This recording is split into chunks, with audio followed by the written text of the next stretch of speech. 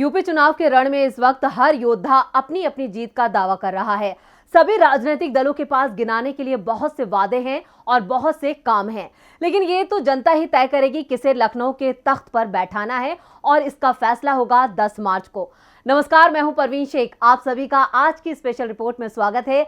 आज की इस रिपोर्ट में बात होगी बीएसपी चीफ मायावती की।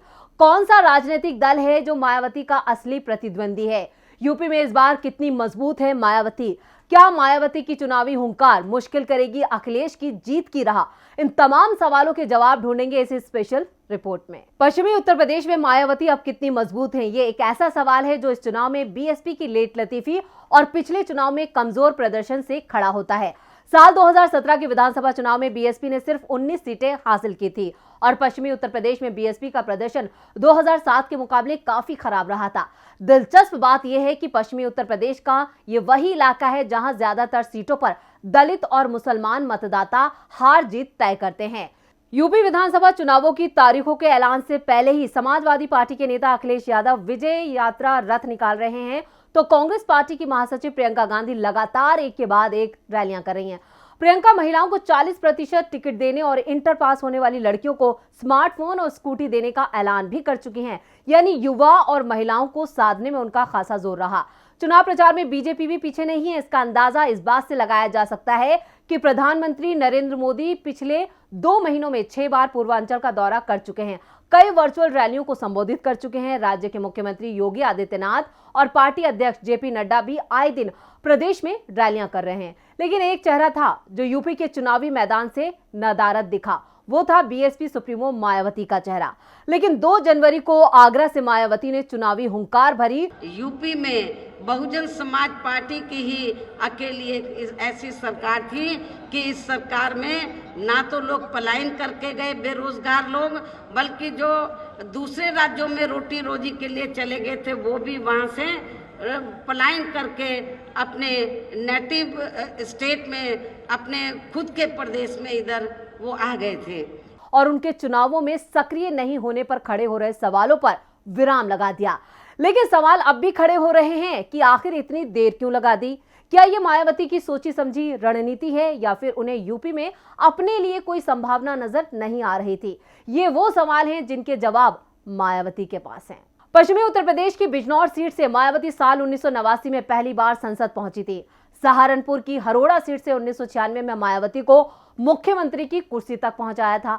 धीरे धीरे इस क्षेत्र में मायावती का राजनीतिक ग्राफ और बहुजन समाजवादी पार्टी जमीनी आधार यहां पर मजबूत हुआ। मायावती साल 2017 में हुए विधानसभा चुनाव में 19 सीटें जीतकर तीसरे स्थान पर रही थी। वो जब सत्ता में आती है उनका ग्राफ बढ़ता है और हटती हैं तो ग्राफ नीचे चला जाता है। साल 2007 के बाद से साल 2012 और 2017 में उनका जनाधार गिरा है। साल 2007 में सोशल इंजीनियरिंग के जरिए उन्होंने ब्राह्मणों को जोड़ने की कोशिश की। दलित ब्राह्मण एकता के नाम पर सम्मेलन भी करवाए गए। राज्य में तकरीबन 22% दलित आबादी है और मायावती इस बार आरक्षित सीटों पर अपनी रणनीति केंद्रित करती दिख रही हैं। पश्चिमी यूपी मायावती का गढ़ माना जाता है। इस इलाकों को संवारने में बीएसपी चीफ मायावती की मुख्य भूमिका रही है। खासतौर से गौतम बुद्ध नगर नोएडा इसकी जीती जागती मिसाल है। लेकिन इस बार पश्चिमी गढ़ में किसान और जाट सपा के साथ हैं, जिससे यहां पर मायावती के लिए कितनी संभावनाएं हैं ये तो नतीजे तय करेंगे। बीएसपी ने उत्तर प्रदेश में आखिरी बार 2007 में सरकार बनाई थी। 2007 के चुनाव में पार्टी को उत्तर प्रदेश की कुल 403 विधानसभा सीटों में से 206 पर कामयाबी मिली थी। बीएसपी की जीत का सेहरा उस सोशल इंजीनियरिंग के सिर बंधा था जिसके तहत पार्टी ब्राह्मण मतदाताओं को अपनी तरफ खींचने में कामयाब रही थी। लगातार 10 साल उत्तर प्रदेश की सत्ता से बाहर रहने के बाद 2022 के उत्तर प्रदेश चुनाव में पार्टी ने फिर एक बार ब्राह्मण वोटों पर अपनी नजरें टिकाई हैं, जो बीजेपी का मतदाता है। लेकिन योगी सरकार में ब्राह्मण बीजेपी से नाराज चल रहा है और इस ब्राह्मण वोट बैंक को अपने पाले में करने के लिए सपा भी एक खास रणनीति के तहत आगे बढ़ रही है। बीएसपी का मानना है कि पिछले 10 सालों में समाजवादी पार्टी और भारतीय जनता पार्टी में ब्राह्मणों की उपेक्षा और उनके साथ हुए दुर्व्यवहार की वजह से इस बार ब्राह्मण समुदाय का वोट उन्हें ही मिलेगा। यूपी में पहले चरण के मतदान में 6 दिन का वक्त बचा है। मतदान के बिल्कुल करीब बहुजन समाजवादी पार्टी ने आगरा में अपनी पहली बड़ी चुनावी रैली की। दलित राजनीति की राजधानी कहे जाने वाले आगरा में मायावती ने अपनी पहली रैली करके ये संकेत देने की कोशिश की है कि दलित वोट बैंक अब भी उनके साथ है। मायावती रैली में आक्रामक नजर आई। उन्होंने कांग्रेस, सपा और बीजेपी पर जमकर निशाना साधा। बीएसपी का चुनावी अभियान अभी तक सुस्त रहा है और ये माना जा रहा है कि बीजेपी और सपा के मुकाबले बीएसपी पार्टी यूपी में पिछड़ गई है। मायावती को यह लग रहा था कि बीजेपी सपा पर हमलावर होगी और सपा को मुस्लिम परस्ती और यादवों की दबंगई से जोड़कर देखेगी, तो इसका सीधा फायदा बीएसपी को मिलेगा। उत्तर प्रदेश में दलितों की आबादी 20% से ज्यादा है और इनमें से अधिकतर मजबूती से मायावती के साथ रहे हैं। मायावती को सत्ता तक पहुंचाने में दलित वोट बैंक की अहम भूमिका रही है। बीएसपी भले ही पिछले कुछ चुनावों में हारी हो, लेकिन उसका अपना वोट बैंक उसके साथ रहा है।